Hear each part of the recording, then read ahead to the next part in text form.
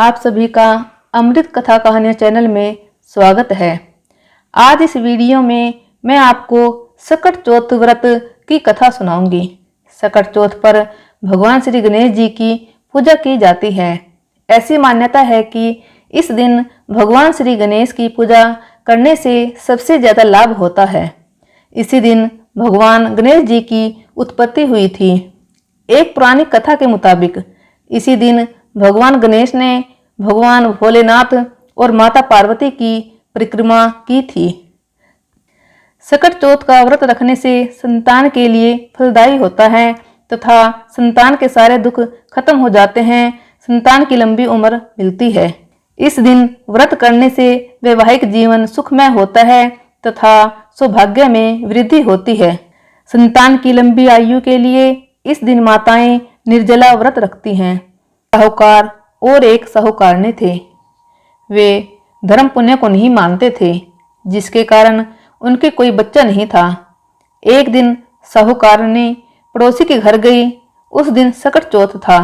वहां पड़ोसन सकट चौथ की पूजा करके कहानी सुना रही थी। साहूकारनी ने पड़ोसन से पूछा, तुम क्या कर रही हो? तब पड़ोसन बोली कि आज चौथ का व्रत है, इसलिए कहानी सुना रही हूँ।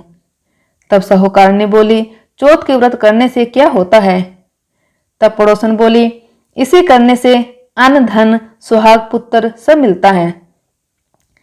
तब साहूकारनी ने कहा, यदि मेरा गर्भ रह जाए तो मैं 1.25 सेर तिलकुट करूंगी और चौथ का व्रत करूंगी।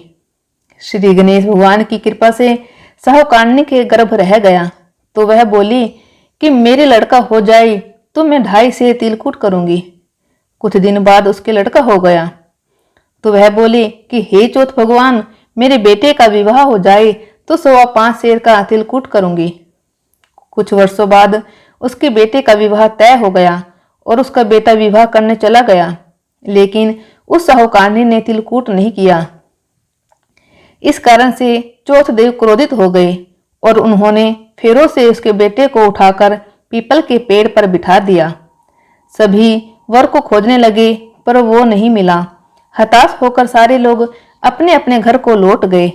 इधर जिस लड़की से साहूकारनी के लड़के का विवाह होने वाला था, वह अपनी सहेलियों के साथ गणगौर पूजने के लिए जंगल में दूब लेने गई।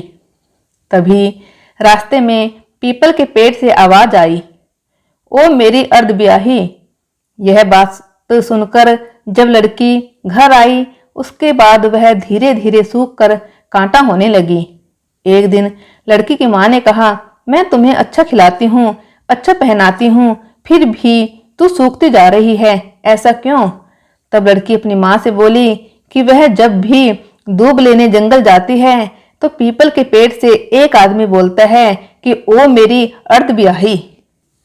उसने मेहंदी लगा रखी है और सेहरा भी बांध रखा है। तब उसकी मां ने पीपल के पेड़ के पास जाकर देखा, यह तो उसका जमाई ही है। तब उसकी मां ने जमाई से कहा, यहाँ क्यों बैठे हैं? मेरी बेटी तो अर्धब्याही कर दी और अब क्या लोगे? साहूकारनी का बेटा बोला, मेरी मां ने चौथ का तिलकुट बोला था लेकिन नहीं किया, इसलिए चौथ माता ने नाराज होकर यहाँ बैठा दिया। यह सुनकर उस लड़की की मां साहूकारनी के घर गई और उससे पूछा कि तुमने सकट चौथ पर कुछ बोला है क्या? तब साहूकारनी बोली, तिलकुट बोला था। उसके बाद साहूकारनी बोली, मेरा बेटा घर आ जाए तो 2.5 मन का तिलकुट करूंगी। इससे श्री गणेश भगवान प्रसन्न हो गए और उसके बेटे को फेरों में लाकर बैठा दिया। बेटे का विवाह धूमधाम से हो गया। जब साहूकारनी के बेटा व बहू घर आ गए तब साहूकारनी ने 2.5 मन तिलकुट किया और बोली, हे चौथ देव, आपके आशीर्वाद से मेरा बेटा बहू घर आए हैं, जिससे मैं हमेशा तिलकुट करके व्रत करूंगी। इसके बाद सारे नगर वासियों ने तिलकुट के साथ सकट व्रत करना प्रारंभ कर दिया। हे सकट चौथ, जिस तरह साहूकारनी को बेटे बहू से मिलवाया, वैसे ही हम सबको मिलवाना। इस कथा को कहने सुनने वालों का भला करना। बोलो सकट चौथ की जय। श्री गणेश देव की जय।